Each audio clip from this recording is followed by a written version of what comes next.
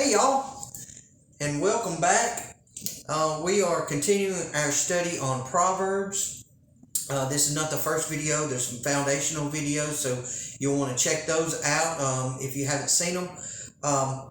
And with that being said, we are going to talk about the smartest man that's ever, one of the smartest men that's ever walked the face of the earth, and we're going to get advice from him on how to live. If we had a chance to ask questions, what would you ask? I know some things that I would sure ask, but he is going to give us some advice on what to do and what not to do. We've already laid a lot of the groundwork for the book of Proverbs. Solomon has walked in, told us who he is, given us credentials, and told us what the book is about. And so now he begins to actually instruct. So let's just say that for today, class is now in session. Yes. So we are going to actually start in chapter 1, verse 8 is where we're going to pick up. And I'll let you read that if you don't mind. Alrighty. I'm going to read it kind of fast because it's a little bit of reading, but just hang with me for a minute because I promise it gets exciting. There's only just a few verses, so here we go. My son, hear the instruction of thy father, and forsake not the law of thy mother.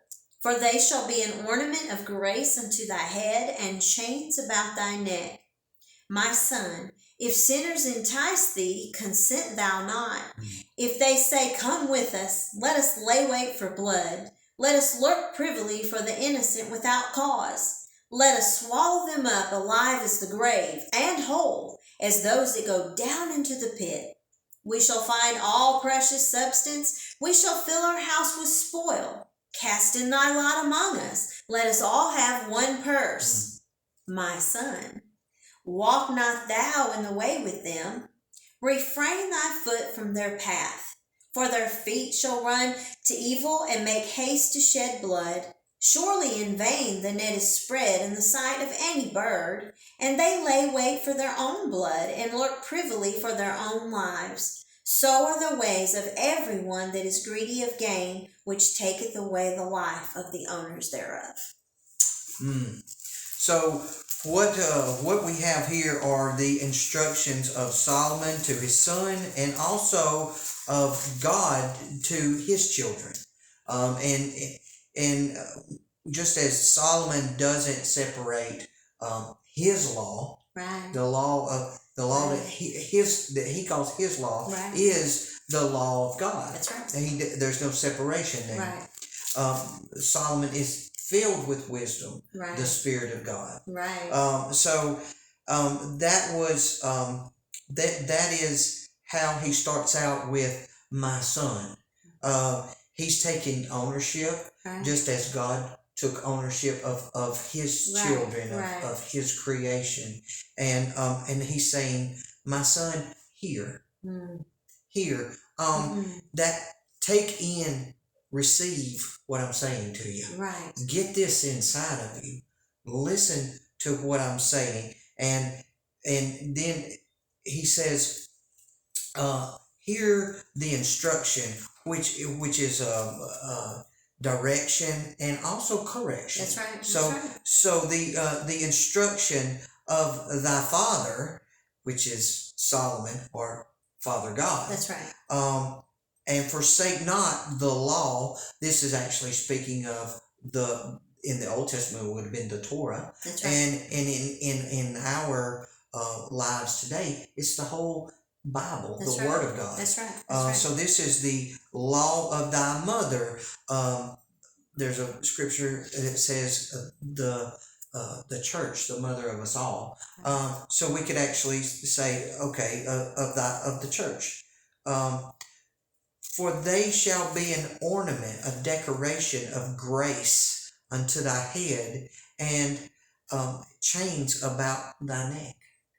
So when you have a decoration on your head, I don't have much up here, right? But when you think about being sons and daughters of the King, sons and daughters of the Most High God, now then we should think of ourselves as having a crown about our heads. Right. And that is that's a physical picture, but it also is actually speaking of having our minds covered and having our minds renewed to what the Word is saying, having our old stinking thinking replaced. True. Right. And it says ornament.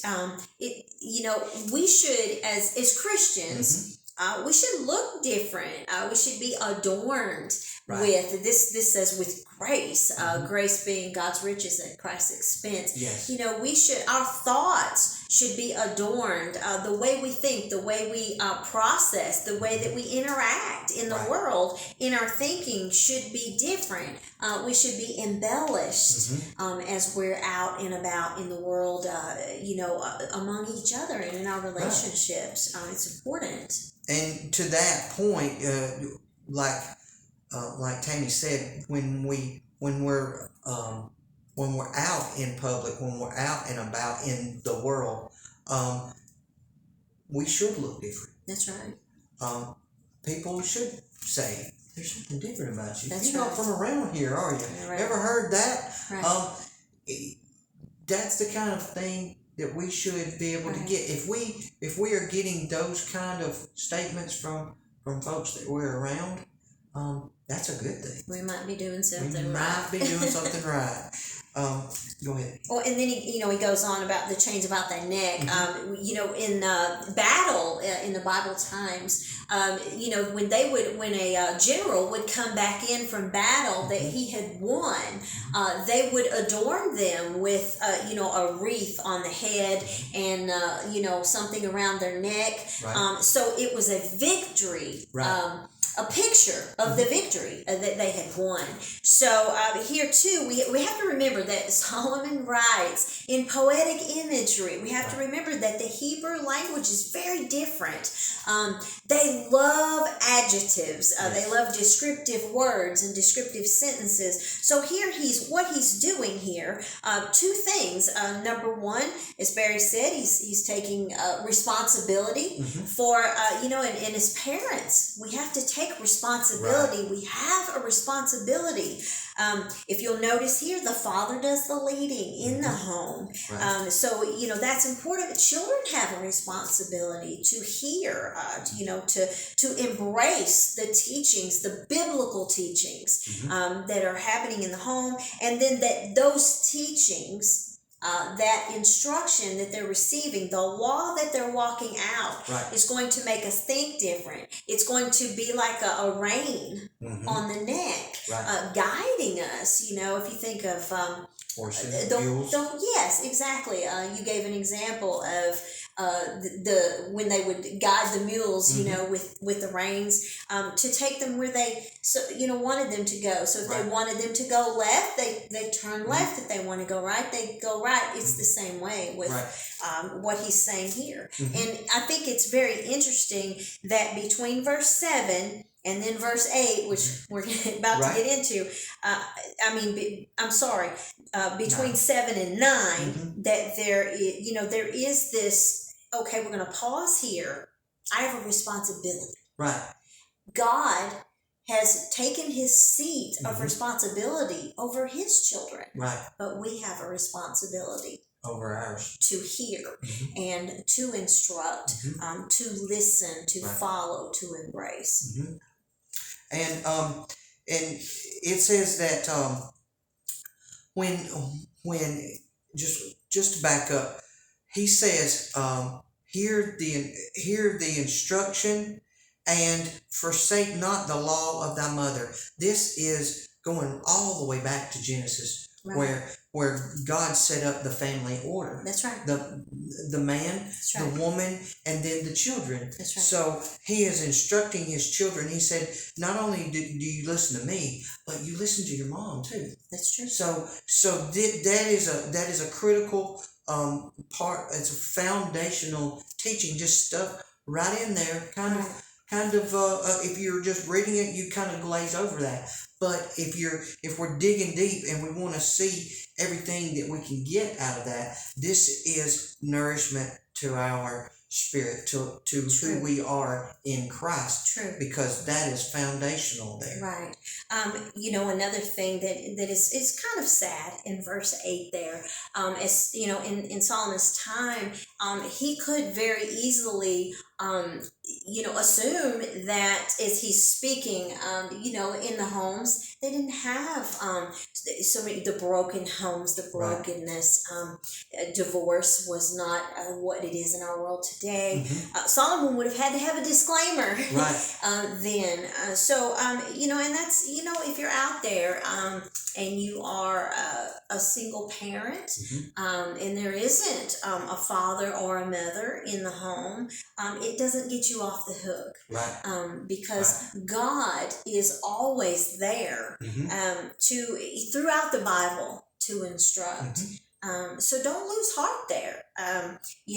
Continue on and understand that even if this verse doesn't speak to you in this moment, because there isn't a father or mother, or maybe you're an orphan child and there's not a father or a mother, you still have to hang with the Bible and understand that what is coming are going to be commands that we have to live by. Even in this world today. And know this, that this is the instruction manual. That's right. Whether you are an adult, whether you're a single parent, whether you're a teenager, whether you're a 6-7-year-old kid, or you're an 80-year-old great-grandparent. This is the instruction manual. That's right. And it doesn't change. Well, and Solomon, if we remember back in verse 2 through verse 6, he broke all of that down. Remember that the Proverbs, he says they're for every kind of person. Everybody. Everybody. And so if you just say you are an orphan and you don't have parents, so you don't have the example to follow of a parent, of a good godly parent, but you have the instruction manual. Yes. And that's all you need. And can learn from this later. To learn to be a good godly parent, even though you haven't had the example of a good godly parent. So just a side note for that. That's and pulling out the depth in it. For they shall be an ornament of grace unto the head, and chains about their neck, my son. Again, my son, taking responsibility, pulling him back in and saying, if sinners entice thee, sinners. Now, before, if we jump back up to 7, he called these same peoples fools. This word fools and sinners, they're interchangeable. A fool is a sinner is a fool. In Scripture. Okay? There's never a separation, particularly from Solomon, in his writings. Righteousness walks with wisdom, and sin walks with folly. And I want to show them this. When we were studying this, I kept getting this picture in my mind. And there's a little movie out there. I'm not endorsing Disney in any way, but it's the movie Frozen. And what kept coming to my mind was the scene where little Anna and I think his name is Eric, but they're singing a love song to each other, and they say, our mental synchronization could have but one explanation. And that kept coming in my mind, and as I was thinking about it, I was trying to understand that, and what God showed me is that fools and sinners here, a fool is a sinner, and a sinner is a fool. And Solomon makes no separation. Maybe a better picture to draw there would be marriage. The husband and the wife should be walking the same path with the same goals, the same dreams, the same vision within the marriage. If one is over here and one is over here, they're unequally yoked, the marriage isn't going to work. Exactly. And so we cannot have wisdom outside of righteousness. And where you find sin, you're going to find folly. You're going to find foolishness. So synchronization. They walk hand in hand. So the sinners, if sinners entice thee, consent not. It's just say no. Just say no. And it's important to note there the word entice. Sin entices. We have to remember in the garden when the serpent came, we had the first sin on earth there, is that, when he came in, he had a sales pitch. Right. He was selling something. There's the sales pitch. He was selling something. So sin will never come in and say, come and sleep with me, I'll give you gonorrhea. What sin will say is, come and sleep with me, you'll have a good time. Right. And so we have to remember that sin entices. Right. Let's see. Verse 11. Yep, verse 11. If they say, come with us, let us lay wait for blood. Now, this is Solomon taking the most extreme circumstance that he can think of, to instruct his son. Right. Let us lay wait to kill somebody. Right. Now we may look at that and think to ourselves, well, that's never going to happen in my life. That's I would never kill anybody. I'm against killing, or whatever. But this is an extreme circumstance, and it's basically laying out a principle. Okay, it's a principle that says this kind of person will entice you or try to draw you in to their kind of lifestyle and their kind of mischief, the things that they do, and they will try to get you to come and take part in that.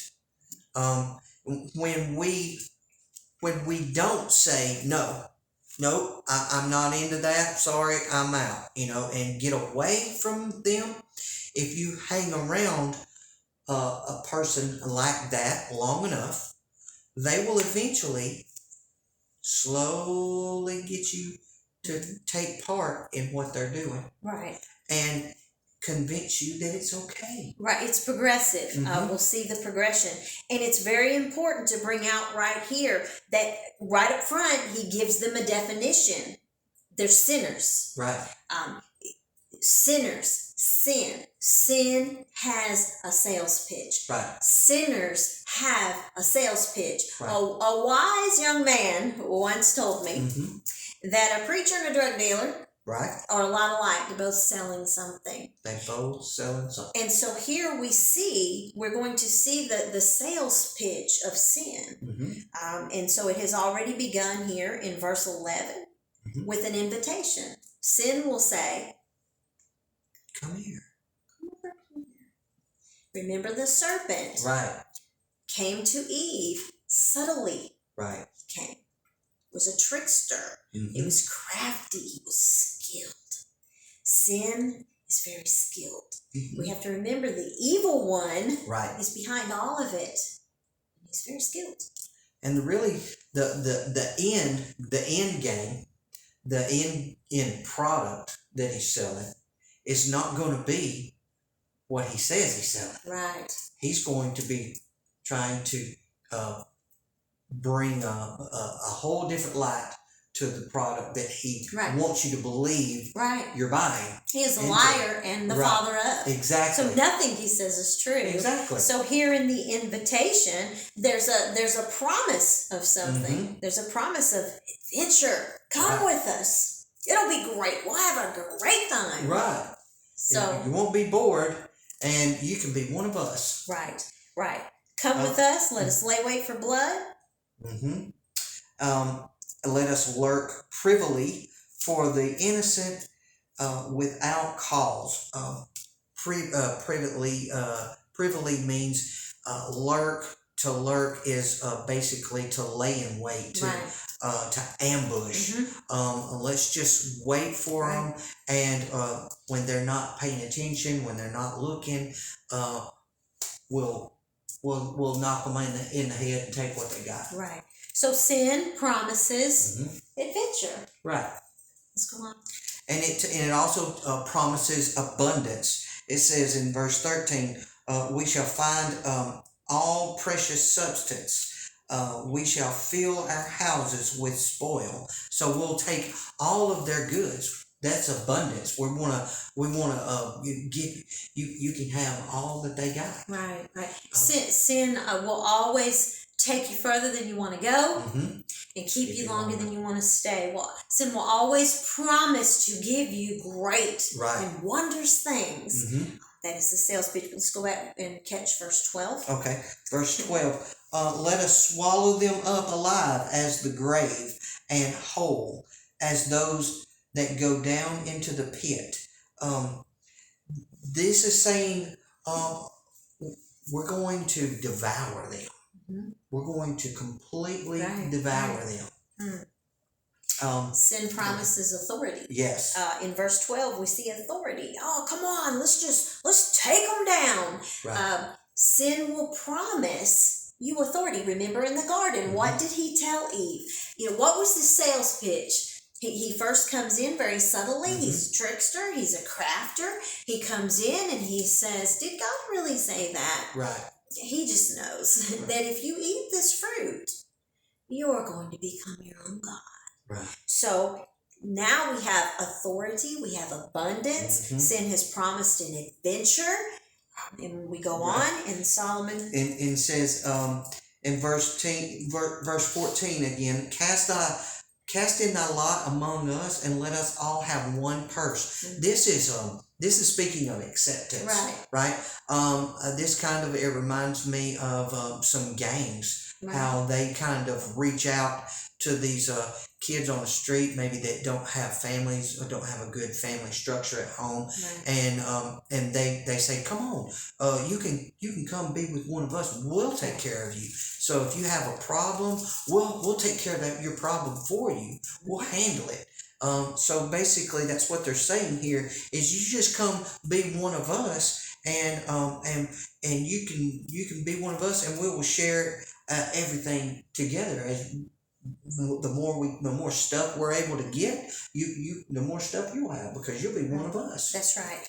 And before we do go any further, one thing I want to bring out here is that we have to remember that this writing style, inspired by God, but this is a writing style. He is using poetic imagery. He is writing a poetic word here. He is using the most extreme example to get this point across to his child. How many of us as parents haven't done that? We might say, danger out there. If you go to the mailbox by yourself, there might be someone over there. We're going to use them because we want to hammer that home. I know I used to tell my kids, don't touch the stove. It's hot, burny, and it'll burn your hand right off your arm. Don't do what everybody else does. If somebody jumped off a bridge, would you do it? Right. That kind of thing. That is his writing style here. And, the other thing I want to bring out is that as he's, telling him the progression, when sin entices you, it's always progressive. Go back to the garden. It was progressive. Did God really say? Oh, come on. Eat the fruit. It's not that bad. Gonna hurt you. And the other thing that we need to also bring out here is that because this is a writing style of poetic imagery, he does use the most extreme example. And so we might be sitting, hearing this thinking, well, I'm not a murderer. I'm not going to go kill somebody or rob somebody or break into their house. But how many times do we do it with our words? With our accusations, maybe with our Facebook posts, maybe with our dirty looks. We murder and we take someone, here's this, let's swallow them up. Let's devour these people. And I love what you have said as we've studied about the whole. Let us swallow them up alive and whole. Share that with them because that's really a good thought. So we are as created beings, we are a three-part being. We're spirit or mind, soul, mind, spirit or heart, and body. This is our physical body, our tent. The Bible calls it a tent. means we live in this tent, but we can move from place to place, and we're still in our tent. So we are a three-part being, and you can't separate. You can't separate that three-part being. It's almost like an egg. An egg is a shell. It's an outer shell. That's the body. Mm-hmm. Then you have the spirit surrounding that egg, and then the soul of it is the yolk. But you can't separate the yolk from the spirit, from the shell, without breaking it. You can't do it. It can't be done. Something's going to break.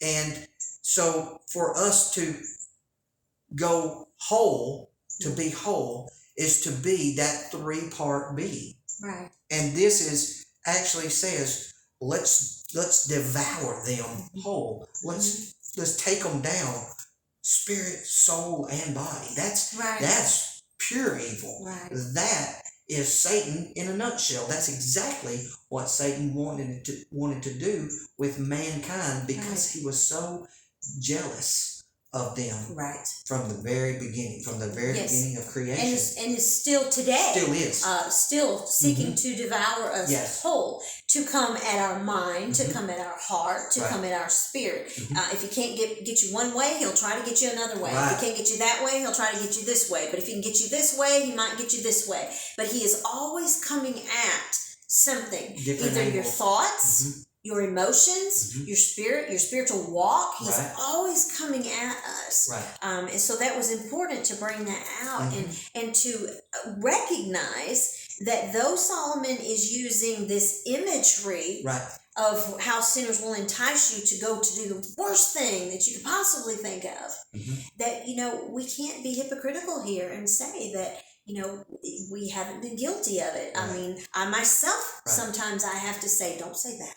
Just go over there and keep your thoughts to yourself, clamp your mouth, and just be quiet. Sometimes it makes me think of, we are very conscious of what's going on with social media and the impact that it's having on our kids and our grandkids. And so when you read stories about the kids all going through mental depression or mental issues because of what's going on social media, what's being said, internet bullying and those kind of things. You can't, if you have that phone or the access point in your pocket or close to you, you can't get away from it. You can't really shut it off, and so you can't get away from that kind of emotional trauma. And so what we don't realize a lot of times, that our words actually has the ability to cut somebody so deep that they bleed out. That's true. And that is not necessarily a physical, but it can be. It can be a physical. Yes. So I'm just saying, let's remember that's one of the reasons why when we read as Christians, we read the Ten Commandments. We read those 10 commandments, and it says, "Thou shalt not kill." Well, as a non-saved person that reads that, they say, "Okay, well that means I can't kill anybody. I can't go murder somebody." But as a Christian, we read that and we say, "Okay, I can't kill anybody's spirit. I can't kill anybody's soul, their thinking, their emotions, or their thinking, and I can't kill their bodies." All right.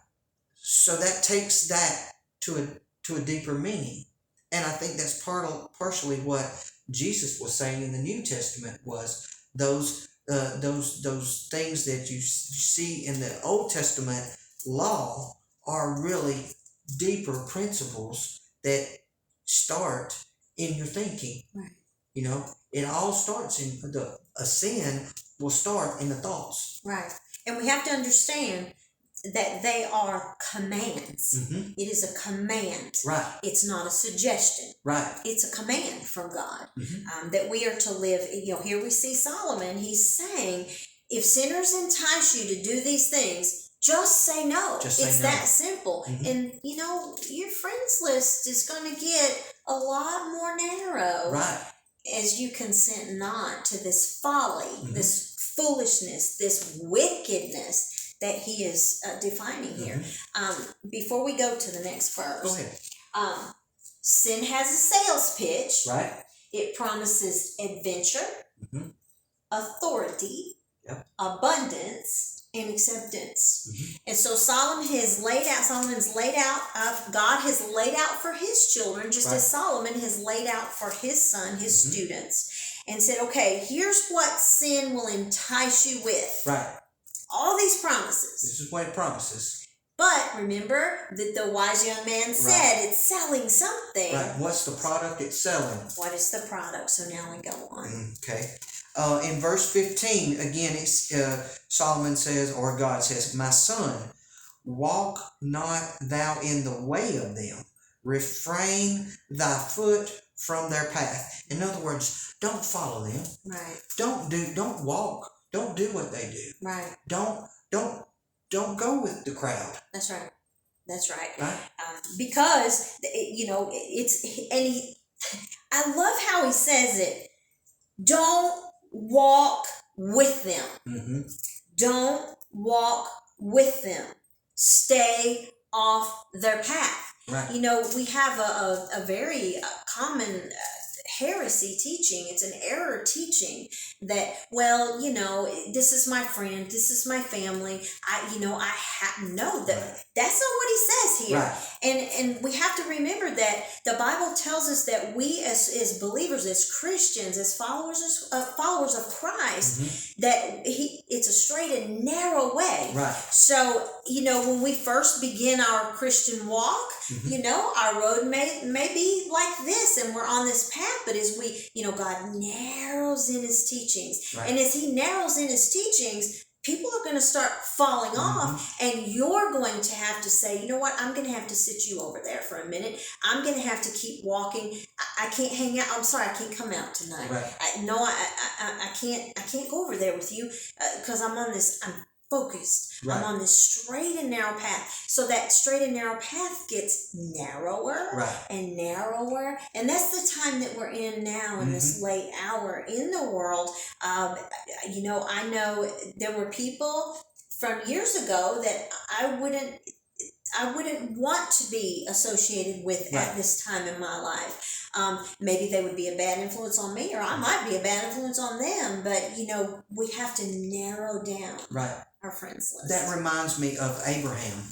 If you remember, or if you want to go back and read that about Abraham, this is not in my notes, but Abraham was called away from his father's land, and he was living with his father's people, and he said, Abraham, I want you to come out of them. Come out away from them, and go to the place that I will show you. At that time, his name was Abram, and it was later, after he came out of his father's land and away from his family, basically, that God renamed him Abraham. Right. It was that wording is a picture of God changing the spirit inside of him, and give him a new heart, and a new name, or a new nature. And that's just that just came to me as I was thinking about that, about how it says, don't even follow them. See, one of the things that you might find when you go back, you'll find that Abraham's father worshipped idols. Abraham was called to be different. Don't worship, don't do what they do. And that's what Solomon is doing here, and that is what God is doing. He's saying that we are called to be different. If you walk over here with this kind of people, if you walk in sin, if you walk this way, Right. that reminds me of the song "Walk This Way." Right. Okay, so he's saying, walk this way, not this way. Right. Walk here, not here. Do this, don't do that. Right. And then we go all the way back to the garden. Eat from this tree, not this tree. From this tree. Right. So in verse 16, for their feet run to evil. They don't just go, they don't walk casually. They run. They're excited about evil. Right. Okay. And make haste to shed blood. Right. That to shed blood means to drain the life from. Right. Okay. So their desire is, and they are excited about draining the life from other people. Right. We have to remember that sin wants to hurt you. Right. Sinners, a sinner, a fool, right, they want to hurt you. Yes. They want to drag you down to the pit. They want you to be the scapegoat. They want you to walk in evil. So we have to remember that sin wants to hurt you. I want to jump to Romans chapter 1. Romans chapter 1, if you want to follow me there, I'm going to read one more verse and then I'm going to jump to Romans chapter 1, because this says, surely in vain the net is spread in the sight of any bird.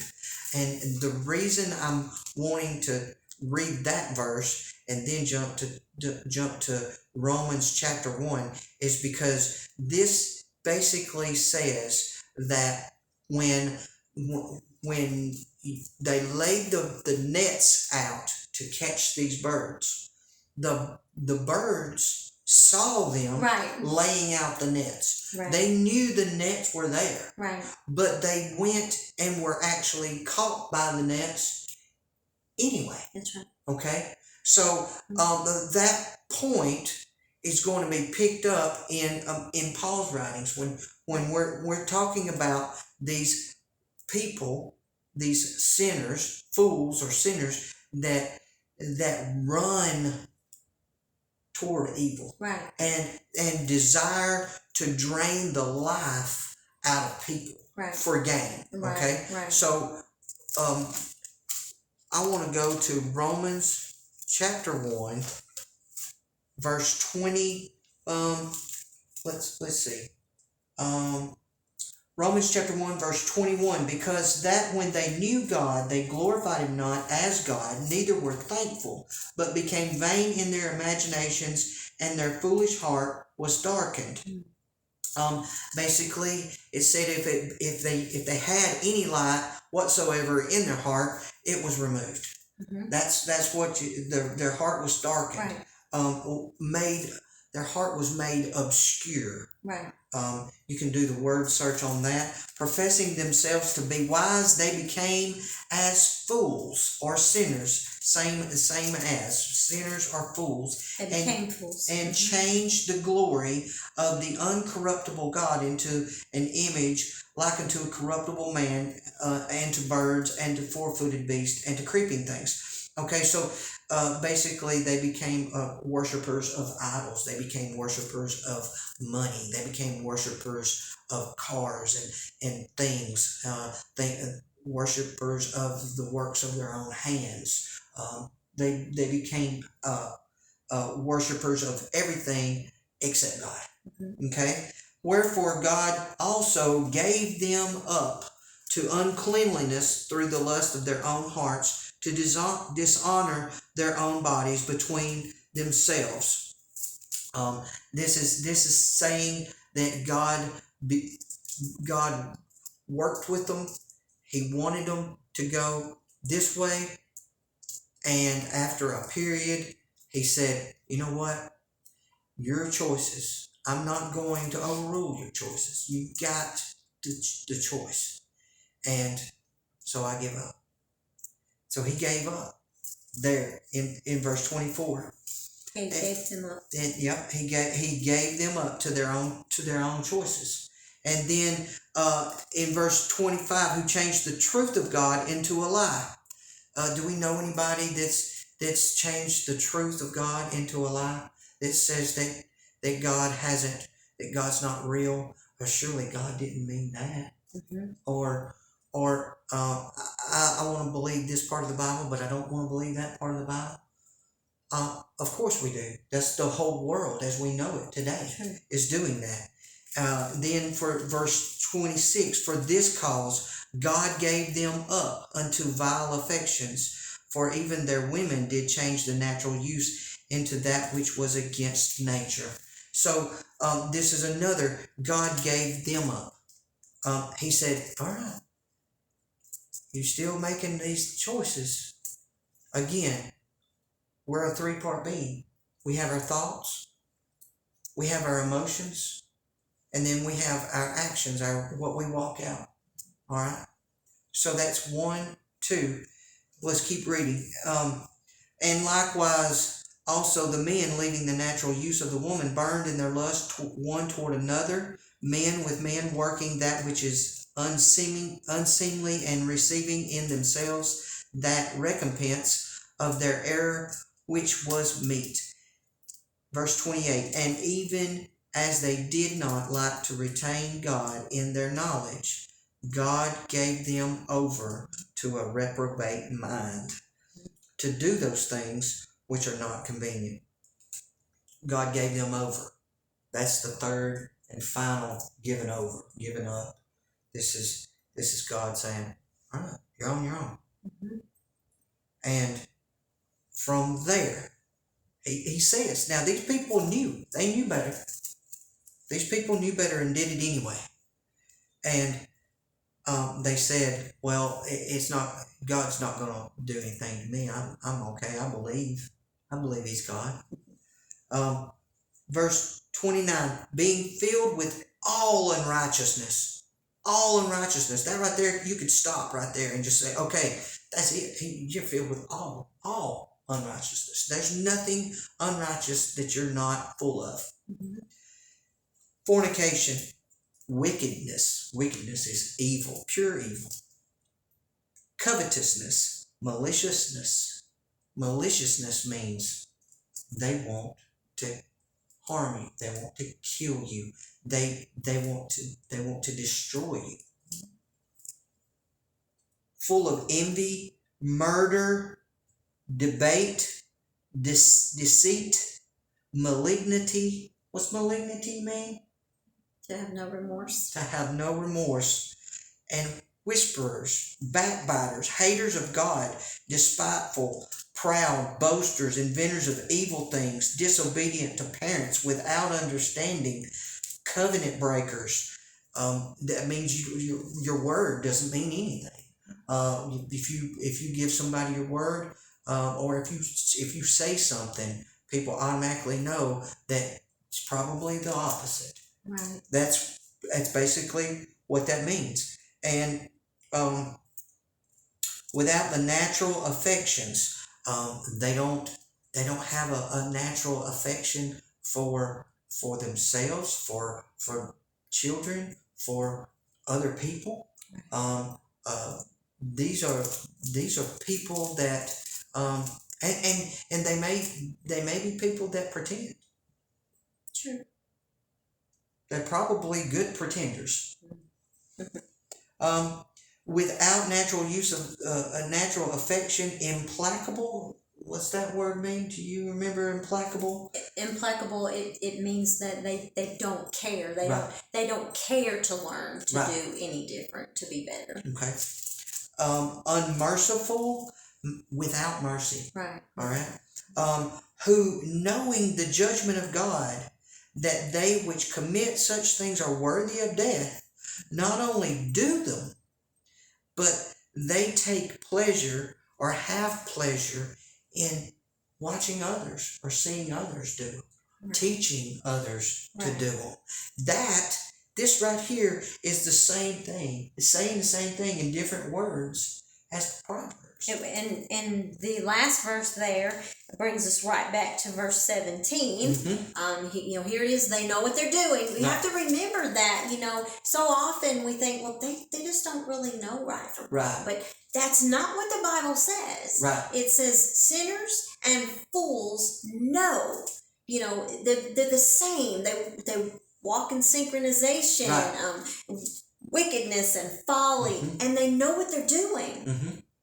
And that's a hard one to swallow sometimes, especially if it's someone that we care about. But here he comes right in here and he says the same thing. Paul writes it out, and Solomon gives us one verse and says, surely in vain the net is spread in the sight of any bird. And here Paul says it. How does he say it? Who knows the judgment of God, that they which commit these things are worthy of it. They know that the trap is set. But a sinner wants to walk in those ways. That's what they're both saying. And then, you know why? They want to be God. That is exactly their what own God. They want to be their own God. They don't want to be told to do this and not do this. They don't. They hate instruction. Remember, it's what it says. It's what it says. They hate instruction. And we have to remember also that just as Solomon, he gives us this very poetic imagery, Paul just kind of comes out and hammers the truth home.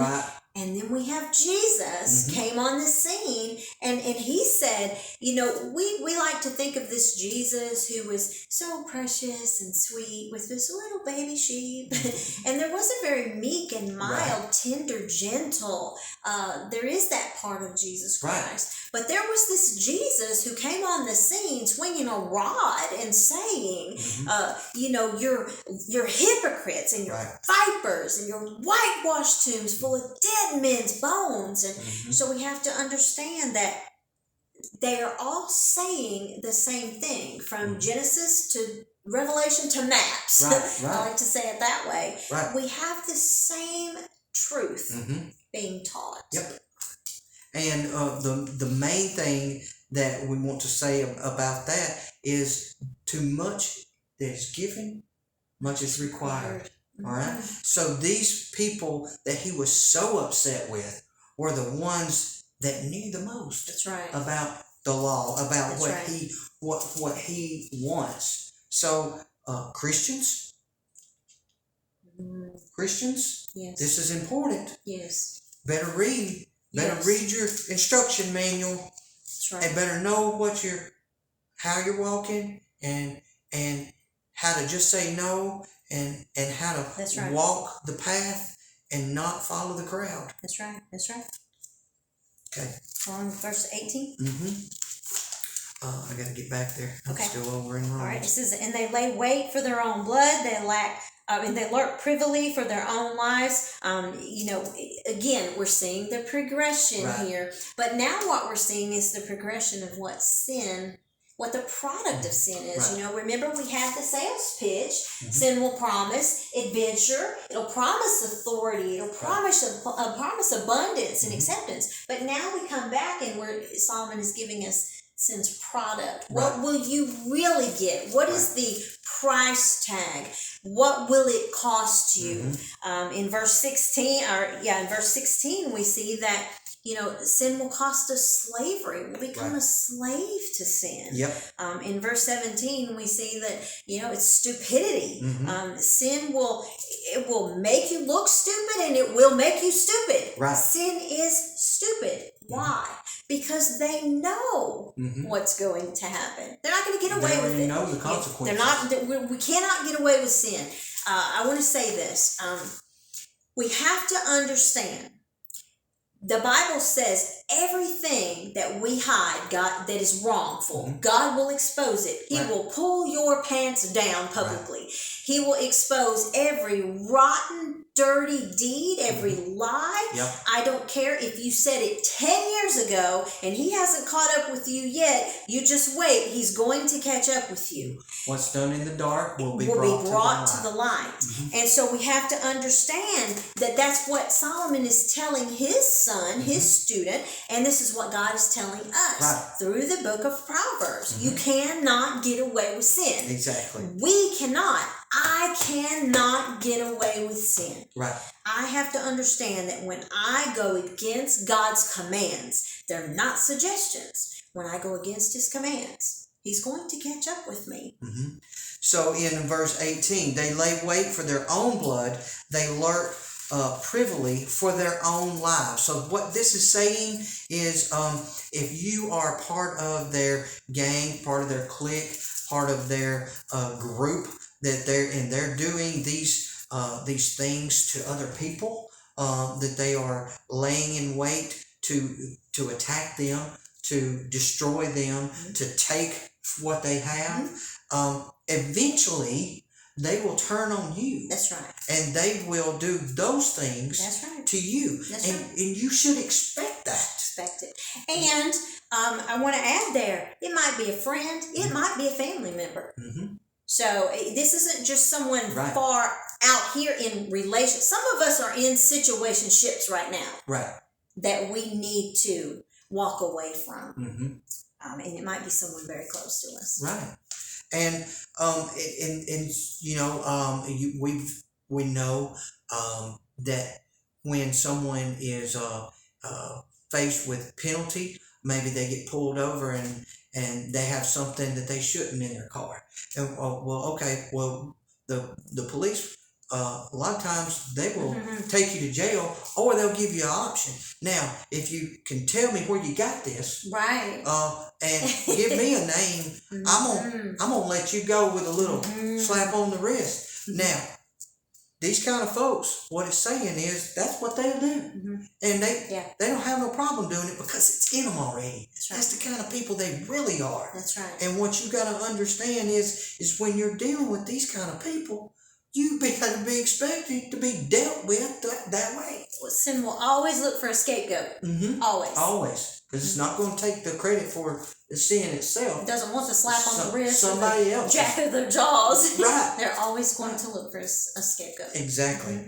And they're not, eventually when it comes down to it, they're not going to want to share everything with you. If you're taking all this money or whatever you're doing that's wrong, eventually their own greed and selfishness is going to grow to the point where they no longer need you. They're going to cut you out. Or if it's with the tongue and you're murdering someone with your tongue. Right. You know, if they talking to you about somebody, you can bet when you walk out of the room, they talking about you. They're talking about you. Right. So you got to watch those people. Right. It's the same that's thing. What he's saying. That's what he's saying. Here are these kind of people. Right. You got to watch out for. This is what you expect from them. So are the ways of everyone that is greedy of gain, which taketh away the life of others thereof. Life or livelihood. Right. The reputation. Sometimes it's they're taking away the reputation of others. That's Sometimes they're taking away the inheritance. Sometimes they're taking away what they've worked hard to get. That's right. You know, they just want to take others down so that they can be exalted higher in their way of thinking. Right. Exactly. Exactly. So can you, from here, this is the conclusion of where we were going, but what I really would like for you to do is, would you read from the unless you have something to add. Well, I do. Okay. I do, and then I will. Okay. Okay, I do and I will. Right. So, again, I just want to bring back here because we didn't finish it. Okay, I'm sorry. That sin's product is slavery. Look at verse 16. Sin will enslave you. Right. Stupidity. Not only will you look like a fool, but you are a fool. By definition, you are. Exactly. Yep. Shock.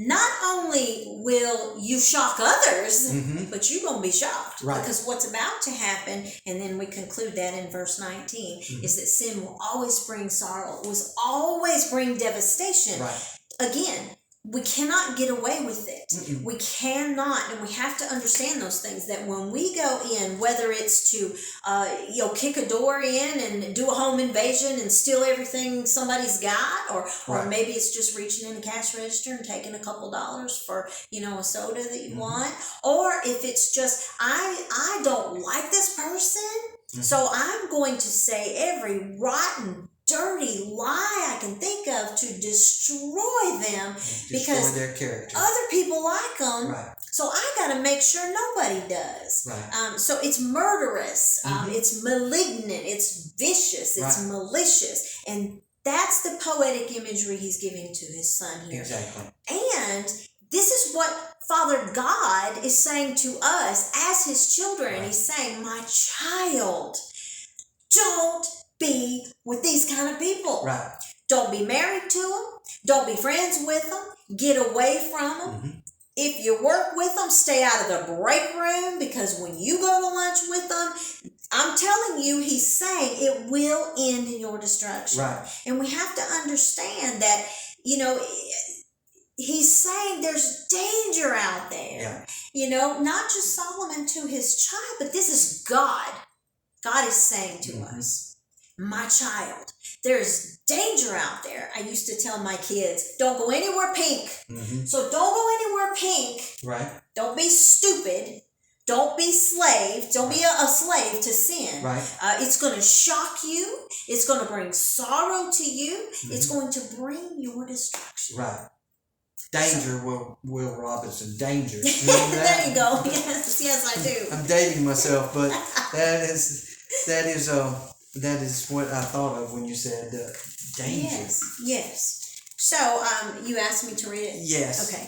This is a beautiful version that and it explains so well what we're trying to bring out in our teaching. So let me just say this before I do read it. When we read the Bible, when we study, I like to say, eat the book. Eat the book. Swallow it. Get that thing down in you. Because it will change the way you walk, the way you talk, the way you act, the way you don't act, the things you don't say, the places you don't go, the people you do hang out with, the people you don't hang out with. It is the life-giving word. Yes. It is alive and breathing and inspired. So here we have, the Proverbs that are written for us to eat the book. Right. So with that, I just want to say, I want to read it from the Passion Translation. We've shared that with you. We love this translation. It's the exact same thing that we've read from King James. So now we're just going to get the Passion Translation. It's just, it's a very poetic, full of imagery. Right. So let's get it from here. Chapter 1, starting at verse 8. Verse 8. Pay close attention, my child, to your father's wise words, and never forget your mother's instructions, for their insight will bring you success, adorning you with grace-filled thoughts and giving you reins to guide your decisions. When peer pressure compels you to go with the crowd and sinners invite you to join in, you must say no. When the gang says we're going to steal and kill and get away with it, we'll take down the rich and rob them. We'll swallow them up alive and take whatever we want from whomever we want. Then we'll take their treasures and we'll fill our homes with loot.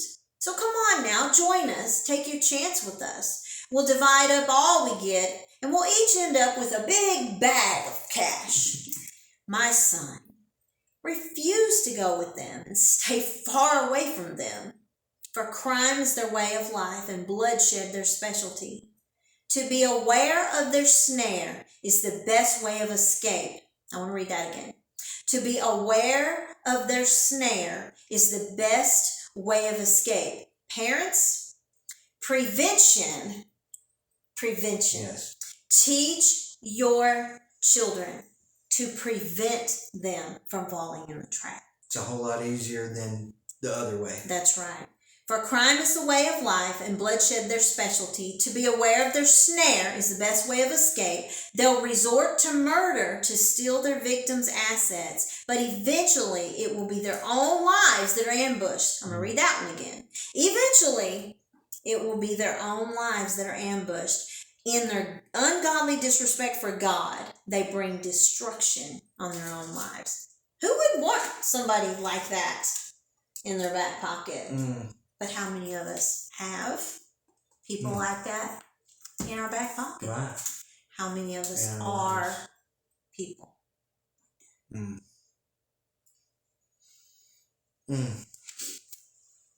So, next week we hear, next teaching, I should say, we get to hear from a lady and get her perspective on things. Mm-hmm.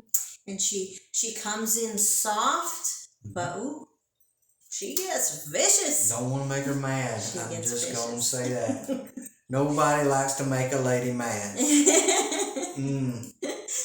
And with that being said, we thank you all for coming, and we hope you've had an enlightened study with us. Watch your relationships. Yes.